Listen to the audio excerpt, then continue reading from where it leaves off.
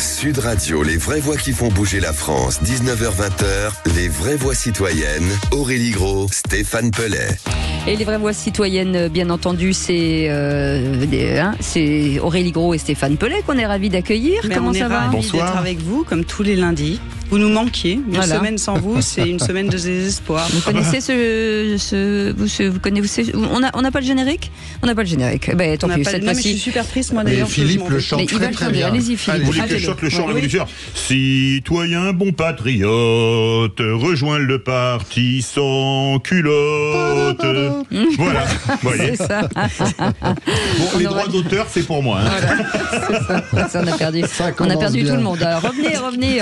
Non, ils se sont dit que j'avais un bel organe. Allez, très bien. Allez, au sommaire de cette émission, on vous le dit, plus de 80% des femmes de 18 à 24 ans ont déjà été sifflées dans la rue et 54% agressées verbalement. Les femmes les plus âgées étaient moins sifflées, mais elles étaient nombreuses à être concernées par ces agressions verbales et physiques. Alors que la rue, avez-vous déjà été sifflée, agressée verbalement ou agressée physiquement? On en va en parler dans un instant avec Priscilla Routier, fondatrice d'une application qui s'appelle The Sorority. Un repas pour tous. Le République brise les barrières de la précarité. En 2021, 9,1 millions de personnes vivaient sous le seuil de pauvreté en France, soit 14,5% de la population en logement ordinaire. Près du Vieux-Port de Marseille, le restaurant La République se distingue en offrant des menus à 1 € aux personnes en situation de précarité, créant ainsi un espace de partage unique entre des clients qui, habituellement, ne se croisent pas. Sébastien Richard, ancien étoilé fondateur de l'association La Petite Lily, sera en notre compagnie, probablement avec l'accent marseillais. Bienvenue dans les vraies voix citoyennes. Les vraies voix Sud Radio.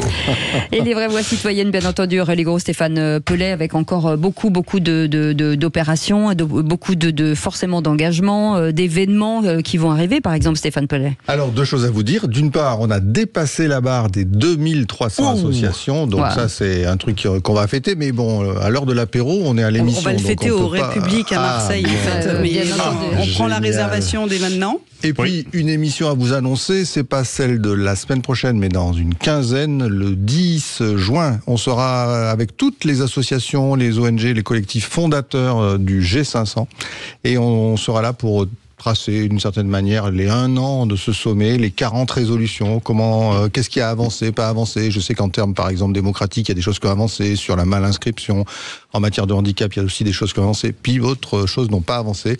On sera là pour le dire avec toute la bande du G500, et puis bien sûr avec vous deux, Philippe. Avec un immense plaisir. Et puis grâce à vous, on va pouvoir offrir des places tout à l'heure en attendant, écoutez ça. Ah oui. J'ai vu une jeune femme arriver sur son vélo, une jeune femme d'origine néerlandaise ou en tout cas flamande avec un fort accent, est venue me porter secours. Lorsqu'elle est arrivée, du coup, elle m'a directement appelé par mon prénom et m'a demandé simplement: Héloïse, qu'est-ce que tu fais là? T'es loin de chez toi pour promener ton chien, qu'est-ce que tu fais là? Elle me demande: oui, ce monsieur-là, est-ce que tu le connais? Et je fais les gros yeux et je lui dis non. Je ne connais pas, et j'ai vu que l'homme était comme angoissé et un peu agacé que quelqu'un vienne couper court à la discussion. Et lorsqu'il est reparti du côté pour aller vers Barvaux, nous on est restés là quelques instants. J'étais vraiment tétanisée, j'avais les jambes qui tremblaient.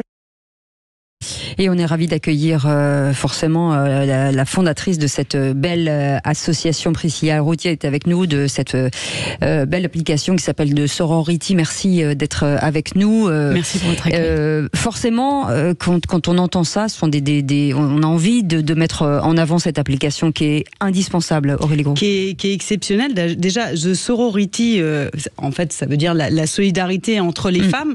Donc, c'est le nom de cette application qui se divise d'ailleurs en 2 applications, une pour la France, une pour les autres pays du monde entier, en fin de compte. Et c'est un concept qui est simple, en fin de compte, c'est: vous êtes une femme, vous vous sentez en danger, vous appuyez sur un gros bouton et toutes les femmes viennent vous aider, viennent à votre secours. Donc c'est très beau parce que c'est l'entraide, c'est la solidarité, c'est l'humain, et voilà, c'est des vrais gens, c'est peut-être dépasser aussi les barrières, la peur d'appeler la police quand on est chez soi, parce que ça peut être aussi les violences intrafamiliales. Donc on est ravis, Priscilla, de vous avoir également à nos côtés. Et d'ailleurs, allez-y, racontez-nous un petit peu, parce que vous êtes un peu plus pro micro pour raconter ce que c'est que cette application et pour inviter les gens surtout à la télécharger. Alors parce que c'est vraiment une histoire personnelle aussi, c'est important de la partager. Je sais que vous l'avez raconté, mais c'est important de la partager au plus grand nombre, de dire que le vécu fait que finalement on arrive à transformer les choses. C'est vrai qu'on fait jamais rien sans rien en général. En plus qu'on monte une association sur un sujet particulier, il faut un élément moteur derrière. Donc de Sorority, j'ai eu l'idée début 2019. Je vivais mon 2e burn-out et je venais, donc c'était dans le contexte du travail, et je venais d'accoucher de mon 2e petit garçon. Donc j'étais à un niveau de down assez important, et j'étais prise en charge par ma médecin traitant qui m'a dit je te crois et je suis là pour toi, et tant que tu iras pas mieux concrètement, tu y retourneras pas. Et avoir cette main tendue, vraiment, je sors du cabinet et j'ai une espèce de poids en moins immense. Et je me dis, elle n'a pas solutionné ma situation, parce qu'il va y avoir plusieurs étapes. Mais juste d'avoir une personne... Elle m'a entendu. Elle m'a écouté, elle m'a cru. Et elle m'a dit droit dans les yeux, je te crois. Et quoi qu'il arrive, je te protégerai. Et rien que ça, en fait, ça a été une avancée incroyable. Et je me dis, mais quand on fait face à n'importe quelle situation compliquée, d'isolement, de violence, de harcèlement, juste savoir qu'on n'est pas seul et qu'il y a cette main, déjà c'est la première étape de la suite du chemin. Et c'est un chemin de toute façon qu'on va faire face à des situations de violence conjugale, intrafamiliale. Ça ne va pas se résoudre en 2 secondes. Il y a tellement de choses qui sont imbriquées. Et plus tard, en fait, plein de choses se sont cumulées. J'ai pris le métro et je me suis dit, mais mon idée elle va bien plus loin. En fait, il y a une personne qui se fait agresser en face de moi. J'ai qu'une envie, c'est faire semblant de la connaître. Je regarde droit dans les yeux et je lui dis que je suis là. Et je sais, parce qu'au fond de mes tripes, je sais, je vais pas lui dire, t'as vu comment t'es habillée, tu l'as pas un peu cherché, t'as vu quelle heure il est. Vous n'allez pas la juger. Non. Je sais exactement ce que c'est et j'aurais cette main tendue sans lui dire tout ça. Et puis le temps a fait que des témoignages sont venus. Je suis en lien de plus en plus avec des associations. Je suis conventionnée avec France Victimes, avec le FNCDFF, maintenant par le ministère de l'Intérieur. Enfin, il y a eu énormément d'interactions depuis 4 ans. Et effectivement, il s'est passé des choses par le passé qui expliquent aussi pourquoi j'arrive sur les violences conjugales intrafamiliales. Je pense que toutes, à un moment de nos vies, je le dis vraiment ouvertement, dans des relations même très très jeunes, on se rend pas compte à quel point on a pu vivre des situations de violences compliquées, où on a glamourisé à cette époque. De violences ou d'emprises qui sont exactement, liées. Où on a eu tendance à glamouriser par la littérature ou par exemple des émissions ou des programmes comme 50 Shades of Grey ou Gossip Girl, où on a glamourisé ces systèmes d'emprise, ces jalousies, en disant que c'était une relation sulfureuse et que c'était une relation de couple qu'on pouvait pas comprendre. Non, c'est des violences conjugales, et au fur et à mesure, à force d'en parler, et merci de parler de ce sujet sur le plateau, on arrive à sortir des personnes en situation de violence et d'emprise de façon de plus en plus simple et large. Alors là, cette application a pris une ampleur assez incroyable, parce que on sent que le sujet a finalement irrigué hommes et femmes, d'ailleurs, parce qu'il y a une c'est pas que féminin, les hommes se sont intégrés aussi dedans. Sujet, exactement. Aujourd'hui, ça représente combien de femmes sur cette application, enfin en tout cas combien de personnes sur cette application? Alors aujourd'hui, notre communauté va atteindre les 96 000 profils vérifiés et validés. On a eu plus de 300 000 téléchargements depuis septembre 2020. Pour le moment, que des femmes et personnes issues des minorités de genre, parce qu'on s'assure qu'il n'y ait pas de conjoint violent, ex-conjoint violent ou harceleur. Et je l'annonce en exclusivité sur le plateau, on est en plein bêta-test interne pour faire entrer des hommes qui subissent des violences ou qui souhaitent aider. Mais ça sera une entrée parallèle, sécurisée, avec système de marrainage et d'affiliation. Donc les communautés ne se verront pas, mais pourront s'entraider uniquement pour les personnes qui le souhaitent en cas de lancement d'alerte. Ah, c'est génial. Stéphane Pellet, forcément, ne peut que saluer. Mais ce qui est incroyable, c'est que 2019, c'est très court, et pourtant c'est très... Alors j'ai à l'antenne, entre guillemets, comme on dit, devant moi, le patron du République, on en parlera tout à l'heure, mais je fais un petit clin d'œil quand même, parce que j'imagine que c'est quelque chose qui doit le sensibiliser du côté aussi de Marseille. On traîne un peu partout, on est dans beaucoup d'endroits, les plages, tout ça. Je crois que ça doit être une ambiance qui doit être particulière. J'imagine que vous avez développé ça.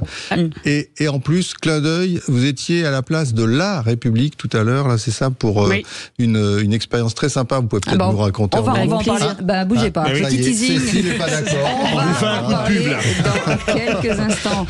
Quoi, suspense. On peut pas tout donner comme ça. Ça se mérite. Mais je commencerai par Marseille. Je vais en parler de Marseille. Mais ne dites rien. Taisez-vous. Bougez pas. On fait une petite pause. On revient dans un instant. C'est les vraies voix citoyennes. Aurélie Gros, Stéphane Pellet et notre invitée exceptionnelle qui est Priscilla Routier, fondatrice de The Sorority. À tout de suite. Sud Radio, les vraies voix qui font bouger la France. 19h-20h, les vraies voix citoyennes, Aurélie Gros, Stéphane Pellet. Et on adore cette émission, hein, les vraies voix citoyennes. Aurélie Gros, Stéphane Pellet, le G500. 2300 associations aujourd'hui se regroupent pour forcément déposer des propositions pour que les choses avancent, les choses évoluent. Et oui, et c'est le principe même des résolutions. On les porte partout. On était au Sénat, à l'Assemblée nationale, chez le Premier ministre, etc., etc. Et puis en plus, nous, on est super persévérants. Ils peuvent même changer de Premier ministre, c'est pas grave. Nous, on continue. Et chaque année ou presque, on tient ce fameux sommet citoyen. Donc pendant 2 années à Marseille. Excusez-nous, chef, cette année, ça sera plus à Marseille, ça sera à Lille. Mais on a tellement bien mangé chez vous, mais on va en parler tout à l'heure. On va en parler bien sûr avec 2 invités exceptionnels. Priscilla Routier, qui est fondatrice de cette application The Sorority. On vous remercie bien sûr d'être avec nous. Et puis Sébastien Richard avec nous, ancien étoilé et fondateur de l'association La Petite Lily. Bonsoir, merci. Bonsoir. D'avoir accepté notre invitation. Il est beau le chef, hein. Il est bien habillé. Il est très très très bien habillé. Ça met en appétit. Voilà. On reviendra sur Marseille, bien entendu, avec Priscilla dans un instant. Mais vous êtes à Marseille. Ça s'appelle, c'est pas la République, mais c'est le République. Et vous avez un engagement très important. Et on est ravis, en tout cas, de vous donner la parole aujourd'hui. Merci beaucoup. Oui, en effet, le restaurant s'appelle Le République. Il est porté donc par une association qui s'appelle La Petite Lily, qui a pour vocation de faire une mixité sociale. Donc, on a plusieurs vocations. La première, donc mixité sociale, donc de permettre à des personnes de pouvoir venir manger à 1 euro en même temps que tout le monde. Même accueil, même service, même cuisine. Donc ces personnes qui viennent par le biais d'associations et qui vont payer 1 euro, et d'autres personnes qui viennent et qui vont dépenser entre 25 et 50, 60 euros suivant les espaces. Et également, nous sommes entreprises d'insertion, donc nous formons des personnes qui sont en parcours d'insertion sur les mondes de la restauration, plus principalement alimentation. Et on vient de créer une école d'ailleurs qui s'appelle EMAI, de façon à pouvoir diplômer ces personnes. Alors, vous bougez pas, on va en parler dans quelques instants. Retour à Marseille, on reste à Marseille. Oui, c'est ça. Marseille. Alors Marseille, l'application, parce que... Eh ben, à Marseille, l'application est très développée. On a eu une belle prise de contact avec Marseille qui nous a demandé à ce qu'on assure la sécurité des plages cet été. Malheureusement, ce sera pas nous. Désolé Marseille. On verra l'année prochaine. Grosse erreur. Dites-leur, Marseille, si vous entendez. Vous travaillez avec les collectivités territoriales, vous les démarchez, vous allez les voir, parce qu'on peut faire un appel aux collectivités territoriales. En toute modestie, on est et merci infiniment. On n'est pas à la tête de les démarcher. On a par exemple un lien très très fort et de plus en plus fort avec la région Île-de-France, qui est hyper engagée sur le sujet. Avec le dispositif Labré, d'ailleurs, j'en profite pour en parler, qui est au siège de la région à Saint-Ouen, qui met à disposition une permanence juridique et psychologique à tout moment pour les personnes qui en ont besoin. Et si vous êtes victime de violences dans la rue ou dans les transports, vous pouvez courir à la région Île-de-France et les agents de sécurité ont pour instruction de vous mettre en sécurité là-bas. Alors, on va revenir un petit peu sur cette application, parce que ceux qui ne connaîtraient pas et qui nous écoutent... Pour Marseille, pour finir, le Delta Festival, je le place, qui est avec nous depuis 3 ans. Donc on a à leur côté, ils fêtent leurs 10 ans cette année. Donc bravo et merci au Delta Festival de parler de nos actions. Et voilà. Et revenir sur cette... On est partenaire, nous, du Delta également. Voilà, il y a une espèce de concentration marseillaise, là, c'est fou. Revenir sur cette application, le principe, c'est de s'inscrire dessus, ça aussi, et je vous laisse la parole sur ce sujet, parce que c'est très important. Donc le principe, le fonctionnement, c'est cette pure entraide communautaire. Donc aujourd'hui, on arrive à associer une entraide communautaire très très forte, une entraide citoyenne, où on a quasiment 100 000 personnes qui s'entraident au quotidien. Donc pour entrer, c'est selfie en temps réel, pièce d'identité, des informations. Je suis ancienne responsable RGPD. C'était chiant, mais au moins on sait, ça sert à quelque chose. On sait. Et donc du coup, on a cette entraide citoyenne, on a en plus le maillage associatif qu'on a rajouté, puisque comme je disais, on est conventionné avec France Victimes, le FNCDFF et de plus en plus d'associations. Donc ça permet aux personnes victimes de violences de tout de suite être dirigées vers une association adaptée et de voir localement où est-ce qu'elle se trouve, parce que c'est souvent difficile, notamment dans les zones rurales, et aux proches également d'obtenir cette aide, parce que eux-mêmes, quand ils sont proches d'une personne victime de violence, vont prendre une partie de cette violence, donc eux-mêmes se faire aider et pouvoir rediriger leurs proches vers ces assos. Donc ils reprennent leur pouvoir aussi et peuvent les aider. On a en plus les autorités, comme je vous ai dit, puisqu'on est conventionné maintenant par le ministère de l'Intérieur.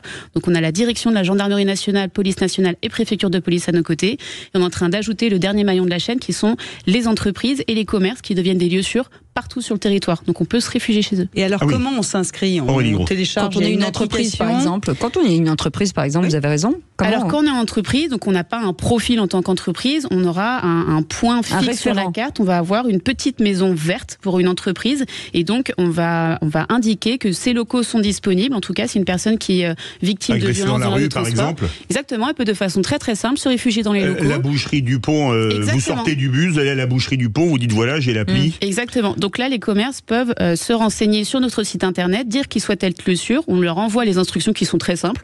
Mettez à disposition un fauteuil, un verre d'eau, un téléphone. Les personnes peuvent contacter les autorités, les assos locales, une personne proche. Et de façon très simple, c'est vraiment un maillage qu'on continue à faire, une main tendue pour aider au mieux. Stéphane Pellet veut réagir. Oui, non, mais juste, je vais faire mon philosophe à 1 euro. Allez-y, c'est déjà cher, je trouve. Il y a de la déflation, là. Merci de m'avoir donné ma chance. C'est sympa. Elle est encore pire avec vous qu'avec moi. Moi, je suis impassible. M'en fous.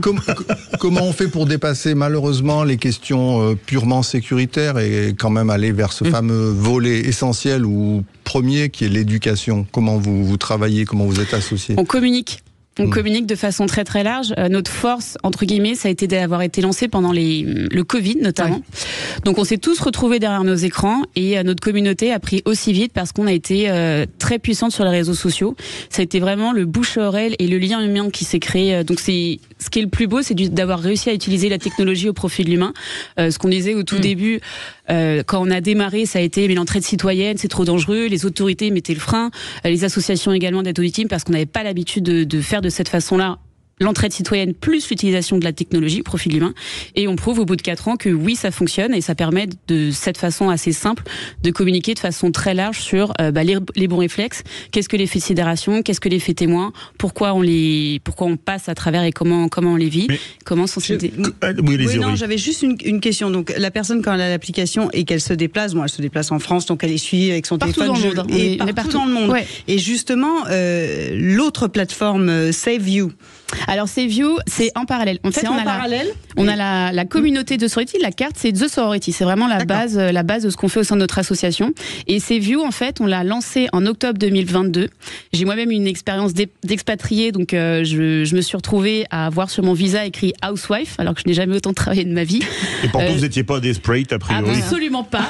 J'étais au taquet sur The Sorority. Je pouvais pas ouvrir un compte bancaire, je pouvais pas faire plein de choses parce que j'étais du coup sous le visa de mon mari, même si mon mari est génial, j'étais quand même la loi faisait que je dépendais de mon mari et du coup j'ai une espèce de prise de conscience en mode mais quand on vit des violences dans une grande ville, compliqué, zone rurale, très compliqué, mais à l'étranger sous le visa de son mari, on a une dépendance qui est parfaite. On a des milliers de kilomètres de notre famille et de nos amis qui pensent qu'en plus on est juste la housewife qui va chiller au bord de la piscine et tout va bien.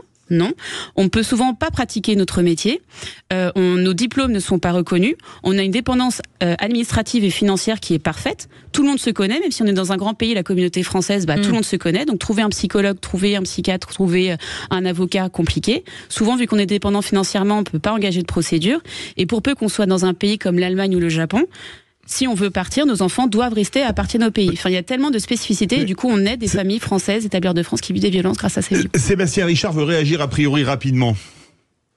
Oui, très bien. Déjà, félicitations pour cette application. Et moi, j'aimerais bien que nos établissements puissent s'y inscrire et de voir peut-être qu'on pourrait essayer de discuter un peu avec la ville de Marseille. Avec plaisir. Avec grand plaisir. Qu'on puisse changer les choses. Voilà, ça bouge. Ouais. Merci Sud Radio. Non, mais nous on est ça, comme c'est ça. La République. C'est l'effet Sud Radio. C'est du réseau, c'est le bon réseau. Allez, vous bougez pas. On va vous offrir 2 places puisque c'est le rendez-vous jeu dans l'émission Les Vraies Voix Citoyennes qui vont vous offrir des places pour les JO. Waouh. C'est pas à Marseille. C'est à Marseille. Absolument. Allez-y, mon Philippe. 2 places pour assister à la voile à la Marina de Marseille. C'est le 4 août à 11h. On vous fait gagner 2 places pour les JO à Marseille. Tiens, allez, un chiffre entre 0 et 20. Priscilla. Tiens, Priscilla. 27. Entre 0 et 20. On va pas s'en sortir. Priscilla est fatiguée. Parce qu'après, il faut qu'on passe de Ibis Rockcore. Absolument. Oui, mais On a combien 17. Le 17e appel, Aude attend vos appels au 0826 300 300, gagne 2 places pour assister à la voile à la Marina de Marseille. Ce sera le 4 août prochain à 11h. Voilà, vous bougez pas, on fait une petite pause, on revient dans un instant. Bienvenue à tous, on est ensemble jusqu'à 20h. Qui font bouger la France, 19h-20h, les vraies voix citoyennes, Aurélie Gros, Stéphane Pellet. Les vraies voix citoyennes aujourd'hui sur des initiatives excellentes qu'on aime beaucoup. Priscilla Rout était avec nous, fondatrice de Sorority, je vais y arriver. Et avec nous aussi Sébastien Richard, ancien étoilé, fondateur de l'association La Petite Lily. Cette application que je vous incite bien entendu à utiliser au plus largement possible. Et cet après-midi, vous étiez où, Priscilla? On était place de la République avec plus de 40 jeunes aux côtés d'Ibis Rockcore. Donc merci de me donner la parole dessus. Avec plaisir. C'est une initiative qui est vraiment top. En fait, elle permet à des jeunes de pouvoir s'investir dans une association, durant 4 heures. Donc ils vont sensibiliser des personnes sur l'association. Donc, ça fait vraiment une démarche citoyenne, un vrai engagement. Et en contrepartie, ils vont gagner une place de concert. Donc là, ça sera ce mercredi à l'Accor Hotel Arena. Génial. Quelle bonne idée. C'est juste génial. Je trouve ça parfait. Et en plus, je pense qu'ils vont prendre du plaisir à essayer de vendre cette association. Ils ont adoré. Mais oui, on a passé un super moment, c'était hyper sympa. Ouais. Et vous vouliez rebondir, Stéphane Pellet? Non, mais parce que je sais que Priscilla n'a pas trop de temps et que j'allais presque lui dire bon vent, Priscilla. Non, il y a la question de vous n'avez pas besoin de dons, de rien. Même cette question, mais bien évidemment, on reste une toute petite association qui aide plus de 100 000 personnes en à peine 4 ans. Donc on vous laisse imaginer à quel point c'est compliqué. Donc avec grand plaisir, si vous êtes une fondation, mécène. Comment on fait Sur notre site, soutenir l'association, vous allez sur The Sorority, Join the Sorority, et vous pouvez à tout moment faire un don, en parler autour de vous. Si vous faites partie d'une collectivité, d'une entreprise, si vous souhaitez soutenir, vous pouvez à tout moment. Et on adore Priscilla Routier parce qu'elle est forcément solaire et c'est vrai que ça a changé pas mal de choses dans la vie de certaines femmes et bientôt de certains hommes aussi qui pourraient subir des violences. Merci beaucoup merci à vous, merci à toute l'équipe d'être avec nous. Et là, on a faim, on a envie de partir à Marseille, aller dans un magnifique restaurant qui s'appelle Le République. Ça, il est beau. Et bien entendu avec notre invité Sébastien Richard. Non seulement c'est bon, mais en plus c'est une belle âme. En tout cas, merci d'avoir accepté notre invitation. D'où démarre cette association? Parce qu'à la base, vous êtes chef, vous avez un restaurant, et tout à coup, pourquoi cet engagement? On est dans la période de Covid. Tous les restaurants s'arrêtent, toutes les structures s'arrêtent. Et avec quelques amis chefs, on constitue un groupe de façon à pouvoir délivrer des paniers à des personnes en situation difficile et également aux soignants. Donc à l'issue, je trouve qu'il n'y a pas de lieu sur Marseille qui permet de pouvoir continuer un peu cette action-là.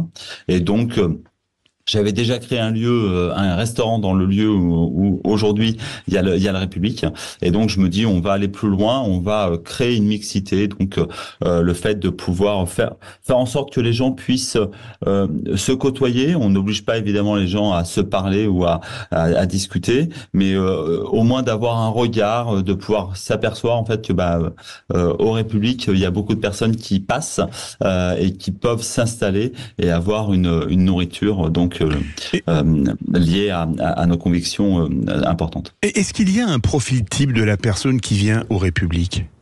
En dehors de Philippe David, je veux dire. Oui. Alors, moi, je dirais pour une bouillabaisse parce que j'adore ça, je vous l'avoue. C'est une très bonne idée. Non, il y a pas de. Alors, on a deux styles de clients en fait. On a des clients entre guillemets lambda qui peuvent dépenser entre 25 et 100 euros suivant les espaces. Et après, donc, on a des personnes qui sont bénéficiaires, même si le terme est pas très joli, qui viennent par le biais d'associations. Donc non, en fait, on a évidemment des Marseillaises et des Marseillais, un bon grand nombre, qui par définition aident à financer les repas à 1 euro, mais on a également beaucoup de touristes. Aujourd'hui, on a un lieu qui est très joli, qui développe près de 1200 mètres carrés, à tout proche du Vieux-Port. Donc il y a près de 40 personnes qui travaillent sur le site. Sébastien, est-ce que ça a un impact, forcément, vous allez me dire oui, c'est un impact sur ces personnes qui sont plutôt en difficulté, de se dire qu'à un moment donné, sur un événement, sur un moment, on a une vie normale et on redevient quelqu'un qui peut côtoyer des restaurants et se sentir un petit peu à l'aise? Oui, tout à fait. Il y a un impact. Alors aujourd'hui, l'impact sur, il y a même des personnes que c'est la première fois qu'ils s'installent dans un restaurant, qui viennent s'installer, qui mangent chez nous. On a un impact assez important sur le regard, sur le fait de pouvoir pousser la porte de ce restaurant, qui était dans un premier temps assez difficile pour les personnes des associations, parce que le lieu est plutôt joli et c'est vrai qu'ils avaient entre guillemets ils appréhendaient un petit peu. Et on a également des personnes, en fait, vu qu'on est entreprise d'insertion, et on a des personnes qui viennent déjeuner ou dîner par le biais d'associations et qui après postulent pour pouvoir travailler dans une des structures. Donc, il y a vraiment un envouement extrêmement important. Et nous, on n'a pas de difficulté de recrutement aujourd'hui, aussi bien au sein du République Place Sadi Carnot, mais aujourd'hui on développe. On s'installe à Paris d'ici peu d'ailleurs, et donc on n'a pas de difficulté de recrutement. Moi, je trouve que c'est un très très beau message. Bon, bien sûr, vous avez choisi ce nom, le République, ça nous a tous donné envie de venir vous voir. Il faut le dire que. Mais surtout à 19h35, ça met en appétit. Désolé. On est nombreux à avoir eu un coup de cœur, parce que c'est un restaurant, en effet, il est magnifique. Hein, je ne sais plus quelle époque, mais je crois qu'il est plus ou moins fin 19e, ou début 20e, avec une décoration à la fois art déco, mais avec des petites tendances ex-empire colonial, etc. Vous avez même en dessous, si je me souviens bien, une piste pour jouer à la pétanque. Et vous avez des chiffres extraordinaires. 7000 repas à 1 euro, 90 associations et organismes, 4000 repas hors les murs. Moi, juste pour vous dire, pour moi, c'est ça la définition de ce que devient l'engagement citoyen, qui pour une partie, c'est aussi la puissance publique, finalement. Ça fait aussi bien que les institutions. Moi, j'aimerais dire que c'est en plus extrêmement bon. On y mange extrêmement bien. Moi, j'ai quand même une question. Est-ce que ça a été compliqué, difficile? Parce qu'on a beaucoup de gens qui ont des initiatives et qui, généralement, sont bloqués par les normes, par l'organisation, par la gestion. Est-ce que vous avez vécu ça? Alors oui, de créer un restaurant. Bon, moi je suis chef de cuisine, donc de créer un restaurant, j'en ai déjà créé, j'en crée d'autres d'ailleurs. Donc, mais celui-ci était particulièrement compliqué. Donc, il est évident que la première fois où je vais voir le bailleur, qui est un bailleur privé, qui est un fonds d'investissement d'ailleurs. Quand je lui raconte un peu l'histoire de ce que je veux y faire, il me regarde avec des yeux en me disant ton projet il est sympa, mais j'en vois pas du tout l'intérêt économique. Après quelques conversations ou discussions, il me dit ok, on y va, banco. Mais et puis clairement, il y a eu beaucoup de propos ou de personnes qui me disaient mais attends, tu fais un restaurant pour les riches et les pauvres, enfin ça marchera pas en fait. C'est pas possible que les gens puissent se mélanger. C'est pas possible que les gens puissent s'installer à la même table. Il s'avère qu'aujourd'hui, non seulement c'est possible, les gens sont plutôt très attentifs. On a donc différents types de clients. On a des clients qui viennent, qui ne savent pas que c'est un restaurant solidaire. On ne le notifie pas d'ailleurs, mais on essaye de faire en sorte que les personnes avec qui on travaille puissent le stipuler. Et il y a des personnes qui viennent et qui disent, moi, on est 2, vous me comptez 4 repas ou 5 repas ou 6 repas, de façon à pouvoir permettre à d'autres personnes donc de pouvoir manger. Alors, vous faites une autre chose. Vous avez lancé un projet à côté de la place de la Joliette, qui est bien connue à Marseille. C'est une pizzeria, Mia Bella. Alors, vous me passerez l'accent italien. Et c'est inclusif. Et certains produits, comme le coulis de tomates, sont préparés par l'asso Fruits et Légumes Solidarité, une association que vous portez aussi. Racontez-nous, donnez-nous, vous préférez quoi? Les pizzas Campione, Calzone? Parce que là aussi, ça met en appétit quand même. Quel accent, c'est fou. C'est fou. Ça donne envie. En effet, le Mia Bella, en fait, qui est juste à côté de la place de la Joliette, qui est une pizza engagée, qui reprend en fait chaque pizza ou chaque proposition culinaire reprend un quartier de Marseille. Ah, très bien. Et retrace l'histoire du quartier. Avec la saisonnalité, ça c'est extrêmement important. On est écotable sur la structure mère place Sadi Carnot. Mais là c'est la Belle de Mai. Mais il est parfait cet homme-là. Il est parfait. Là c'est la Belle de Mai qui doit bien marcher comme quartier de Marseille, comme on est le 27 mai. C'est ça, la Belle de Mai fonctionne bien, la Joliette fonctionne très bien. Pareil, donc une accessibilité pour certaines personnes de repas de pizza à 1 euro, mais également donc la formation aujourd'hui de pizzaiolo sur cet axe. Donc une pizza extrêmement engagée qui fonctionne plutôt très bien. On ouvre là un 3e lieu qui sera sur Marseille, Canebière, et on ouvre un 4e lieu qui sera sur Paris, dans le 12e, qui sur les anciens salons Vianney, qui est un lieu plutôt connu des Parisiennes et des Parisiens, donc qui va ouvrir en octobre, qui sera un République Paris. Pas loin de l'Arsenal, c'est ça? Exactement. Ah, génial. Eh bien, Sébastien. Moi, j'aime quand les Marseillais montent à la capitale. Oui, exactement, vous avez bien raison. C'est une autobiographie. Sébastien Richard, vous restez avec nous, fondateur du République et de l'association La Petite Lily. Et nous avons en direct notre ami, nouveau meilleur ami, Éric Dugard. Bonsoir, Éric. Bonsoir, Éric. Bonsoir. Comment ça va, Éric? Eh bien, écoutez, je vais très bien. Et puis, je viens d'apprendre que j'allais aller à Marseille. Je suis ravi. Surtout et que puis, vous je voulais allez dire bonjour à Cécile, Philippe, et puis Aurélie et Stéphane. C'est gentil, trop mignon. Je vous écoute. Et à Sébastien aussi, qui est notre... Et à Sébastien, oui, exactement. Vous faites quoi dans la vie, Éric? Je suis restaurateur, justement. Ça, c'est dingue. Incroyable. Vous êtes dans le Gard. Je vais ouvrir un restaurant à la Chartreuse sur Villeneuve, les Avignons. Magnifique. Vous êtes dans le Gard, côté Jean-Jacques Bourdin, c'est-à-dire les Cévennes, ou plutôt côté maritime, c'est-à-dire Valabrègue, c'est vers Beaucaire, vous voyez. Oui, bien sûr. Long du Rhône, Tarascon. bien sûr. À côté de Tarascon, c'est ça. Avignon et Beaucaire. Eh ben, je crois qu'on va bien manger cet été. Je vous le dis tout de suite. On va faire le tour. On réserve déjà les tables. Éric, juste pour vous dire que vous remportez les 2 places pour assister à la voile, à la marina de Marseille. C'est le 4 août à 11h. Alors, vous ne ferez pas le service, on est désolé. Mais je prendrai mes congés ce jour-là. Et ben voilà. Et on est ravis de vous offrir ça. Vous écoutez Sud Radio depuis longtemps? Oui, assez souvent. Alors, pas depuis très longtemps parce que je ne le captais pas avant. Et ben voilà. Mais depuis que je suis à Valabrègue, je capte sur une radio et je vous écoute tout le temps. C'est très gentil. Merci. En tout cas, c'est une belle récompense. On vous remercie d'avoir joué avec nous.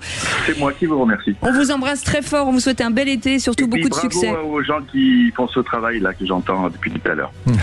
Exactement. En tout cas, un beau travail. Et j'en profite pour relancer un autre jeu parce qu'on ne s'arrête jamais avec Sud Radio. On vous offre 5 places. Pour 2 fois 5 places. Pour le Para-Aviron, le 31 août à 9h30 à Vers-sur-Marne. Oui, ce sont les Jeux paralympiques qui sont comme les Jeux olympiques avec de grands athlètes. 2 fois 5 places à gagner pour le Para-Aviron le 31 août à Vers-sur-Marne. C'est dans la Seine-et-Marne. Un chiffre entre 0 et 10. 7. 7e appel au standard, et vous? Pique mon chiffre à chaque fois, c'est la même chose. 5. Et 5e appel au standard. Allez, 5 places pour le Para-Aviron le 31 août à 9h30 à Vers-sur-Marne. C'est les Jeux Olympiques qui viennent à vous, mesdames et messieurs. Vous bougez pas, Sébastien. On fait une petite pause, on revient dans un instant. Merci de votre fidélité. Les vraies voix citoyennes, c'est jusqu'à 20h. Sud Radio, les vraies voix qui font bouger la France. 19h-20h, les vraies voix citoyennes. Aurélie Gros, Stéphane Pellet.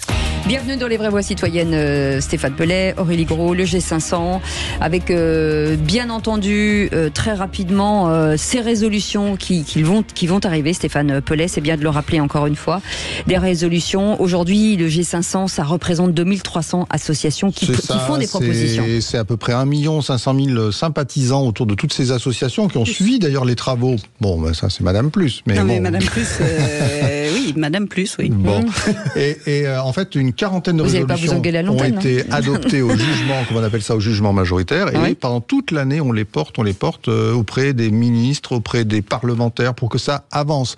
Et je rappelle toujours la plus belle d'entre elles, qui est l'inscription dans la Constitution, à son article 1er, que la République, la France est une République une et indivisible, et donc, je laisse la parole à Aurélie Gros. Madame Plus. Qu'on le termine par inclusive. Exactement. Et voilà, ça changerait tellement la vie de beaucoup de gens. L'article 1 rajoute inclusive. Voilà, on se bat pour ça. Inclusive, et aussi pour donner la parole, grâce à vous, à monsieur Sébastien Richard. Alors, Sébastien Richard, vous allez nous donner une petite recette dans quelques instants, parce que la gastronomie marseillaise, ça fait saliver. Mais parlez-nous justement de Fruits et Légumes Solidarité, Marmite Solidaire, encore d'autres associations. Alors attendez, parce qu'il faut quand même rappeler pour nos auditeurs qui viennent d'arriver que Sébastien Richard est fondateur de ce restaurant qui s'appelle Le République et l'association La Petite Lily, qui permet, pour rappeler aussi, que ce restaurant accueille des clients classiques, mais aussi de personnes en difficulté issues d'associations. Un grand restaurant, place Sadi Carnot, 200 places. Et ce qui permet cette mixité qui finalement fait plaisir à tout le monde et apporte du bonheur à tout le monde. Alors la petite recette, puisque vous avez monté une pizzeria qui représente, je vous laisse parler parce que c'est un peu votre truc, j'ai l'impression d'être votre porte-parole, mais pas du tout, vous pouvez parler. Merci. Si je vous les en laisse placer une. L'atelier Fruits et Légumes et Solidarité, donc je suis également le président de cette belle association qui est un chantier d'insertion qui a pour but donc de récolter des fruits et légumes invendus et de pouvoir les retravailler, des jus de fruits, agrumes, mais pas que agrumes, des confitures et entre autres des jus de tomates que l'on se sert aujourd'hui principalement pour la Mia Bella, pour la pizzeria. Et donc, alors justement, une petite recette de pizza. Une petite recette de pizza qu'on pourrait faire chez nous. Avec le nom du quartier marseillais, pour en plus se mettre le petit côté sympathique. La Beaumont, alors aujourd'hui, quartier Beaumont, qui est un quartier d'origine arménienne. On reprend les classiques des produits classiques de la pizza arménienne, en fait. Donc on a une grosse traçabilité nous sur les produits. Donc évidemment le coulis de tomate, mais également la farine. Toute notre farine est 100% biologique. Pas de fromage évidemment dans la Beaumont. La viande est une viande de bœuf éthique où on la hache sur place. Donc avec là on a en ce moment du basilic évidemment, on a du fromage. Mais on fait très attention aujourd'hui à l'ensemble des produits que l'on achète. Donc évidemment, je peux les recettes que l'on a aujourd'hui aussi bien sur la carte du République que sur la carte de Mia Bella suivent exclusivement la saison et font attention aujourd'hui à tout ce que l'on peut acheter et trouver le plus proche possible de l'endroit où on se trouve. Sébastien Richard, un petit mot sur cette école aussi qui est très importante. En effet, donc EMAI, École marseillaise de l'alimentation et de l'hôtellerie inclusive, qui permet donc à des personnes qui sortent du spectre, qui sortent des radars, qui arrivent soit sur le territoire, soit qui arrivent sur des personnes qui sortent de parcours, et donc en fait, nos apprenants sont les salariés des structures. Et on forme aujourd'hui donc ces personnes à différents métiers de la restauration. Donc on est en train de créer 5 diplômes dans un premier temps. Cuisinier en restaurant, serveur en restaurant, pizzaiolo, barman et cuisinier en restauration collective. Et donc, en fait, on crée des diplômes sur les référentiels déjà existants, mais qui permet de pouvoir aller un petit peu plus loin et de pouvoir approfondir aujourd'hui sur les besoins des professionnels. Donc, il y a un collectif évidemment important de chefs. Il y a plus de 130 chefs aujourd'hui dans l'association. Il y a des chefs 3 étoiles comme Gérald Passeda, comme Alexandre Mazia, comme Thierry Marx, comme Guillaume Gomez, mais plein d'autres. Et on a des chefs non étoilés, entre guillemets, mais qui sont intéressés aussi bien pour pouvoir regarder et être attentifs aujourd'hui à la façon dont on apprend et la façon dont on diplôme nos personnes, mais également de façon à ce qu'ils puissent, entre guillemets, d'ici peu, on va lancer une franchise qui va être la petite Lily, en fait, pour être presque dans tous les établissements de France. Vous voyez, chef, c'est ça la puissance publique et le tiers secteur, c'est la carte des formations qui est faite par les professionnels. Bravo. Oui. On se demande où il va s'arrêter et peut-être des besoins de financement quand même. Est-ce que la petite Lily cherche un peu de sous ? Des sous-sous. Oui, en effet. Tout ce que vous faites, on ne vous arrête plus ? La petite Lily cherche. Allez, on a 40 secondes. En 40 secondes. Des sous pour pouvoir donc financer les repas, parce qu'évidemment les repas ne coûtent pas 1 euro dans les structures. Il y a un delta un peu important, un peu plus important entre ça varie entre les structures. Donc oui, aujourd'hui on cherche des fonds que l'on peut cibler. On ouvre un restaurant, on l'a pas évoqué, mais on ouvre un restaurant sur Canebière qui sera 100% féminin. Donc on peut cibler des personnes en situation. De façon, on cherche sur le République des personnes seniors en situation de handicap. Une adresse de site internet peut-être restaurant www.restaurantlerepublique.com, et il y a un lien directement sur l'association La Petite Lily qui permet de pouvoir vous expliquer un petit peu l'ensemble. La Petite Lily qui est devenue grande. Merci beaucoup. Merci beaucoup Sébastien Richard, fondateur du République Association La Petite Lily. Je vous incite à aller voir sur le site et effectivement de donner, parce que ils donnent tellement d'eux que c'est important aussi de leur rendre. Et nous venons d'offrir 5 places pour le Para-Aviron le 31 août à 9h30 à Vers-sur-Marne, 5 places pour Vincent qui nous a appelé de Saint-Denis et 5 places pour Jean-Claude qui nous a appelé de la Brive-la-Gaillarde. Bravo et bienvenue en tout cas. Et on est ravis de vous avoir offert ces places de JO. Merci beaucoup Aurélie Gros, merci Stéphane Pellet. Merci Stéphane. Merci encore Sébastien Richard, fondateur de ce beau restaurant, l'association Petite Lily. Un petit peu de sous et tout le monde sera content.